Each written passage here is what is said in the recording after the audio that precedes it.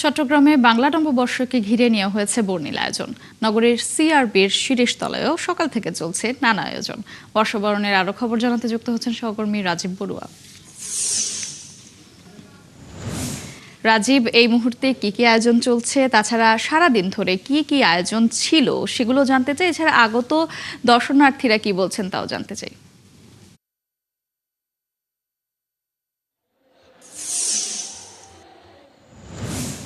মৌটুসি শুভ নববর্ষ সকাল থেকে মূলত আসলে চট্টগ্রামের বিভিন্ন স্থানেই বাংলার নতুন বর্ষকে বরণ করার যে আয়োজন সেটি আসলে শুরু হয়েছে।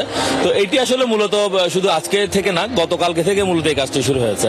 আপনি জানেন যে চট্টগ্রামে জেলা প্রশাসনের পক্ষ থেকে বাংলা বর্ষকে বরণ করার জন্য তারা কিন্তু গতকালকে চট্টগ্রামে প্রথমবারের মতো প্রায় 1.5 কিলোমিটারের বেশি আলপনার কাজ শুরু করেছিল এবং সেটি শেষ করেছে তারা সার্কিট হাউস থেকে ডিসি হিল, যেখানে বর্ষবরণ অনুষ্ঠান হয়েছে সেখানে ওই পর্যন্ত তারা এই 1.5 কিলোমিটারের এই আলপনার কাজটি করেছে।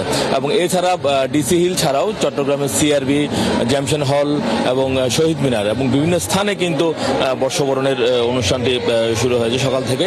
এখন আমি আছি সিআরবিতে। আপনি সিআরবিতে দেখছেন বিশাল জনসমাগম হয়েছে। এখানে প্রচুর মানুষ এসছে তাদের পরিবার পরিজন নিয়ে, ছোট বাচ্চাদেরকে নিয়ে, পরিবারের অনেককে নিয়ে ঘুরতে এসে নানা সাদা লাল নানা ধরনের রঙের কাপড় পরে, বিভিন্ন পোশাক পরে কিন্তু তারা এখানে পরিবার পরিজন নিয়ে বেড়াতে এসছেন, দেখতে এসছেন এবং এখানে সাংস্কৃতিক অনুষ্ঠান চলছে।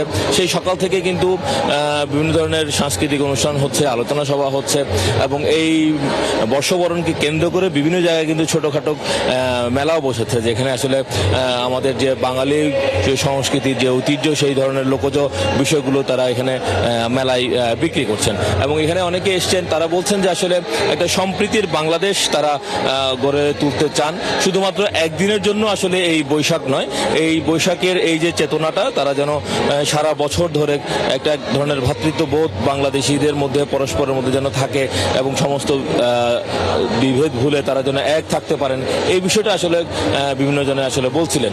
এবং সকাল থেকে আমরা দেখছি যে ছোট ছোট শিশুদেরকে নিয়ে বিভিন্ন স্থানে নানা ধরনের প্রোগ্রামগুলো হচ্ছে, তারা আসছেন, দেখছেন। এবং সকালে কিন্তু এখানে জেলা প্রশাসনের পক্ষ থেকে শোভাযাত্রা বের হয়েছে, যেটি সার্কিট হাউস থেকে বের হয়ে ডিসি হিলে গিয়ে শেষ হয়েছে।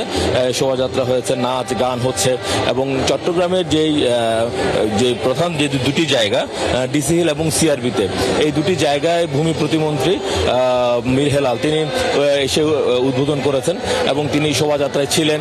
সেখানে জেলা প্রশাসক ছিল, বিভাগীয় কমিশনাররা ছিল এবং জেলা প্রশাসনের অনেক ব্যক্তিরা এখানে উপস্থিত ছিলেন এবং তাদের পরিবারবর্গ কিন্তু তাদের এই শোভাযাত্রায় উপস্থিত ছিল।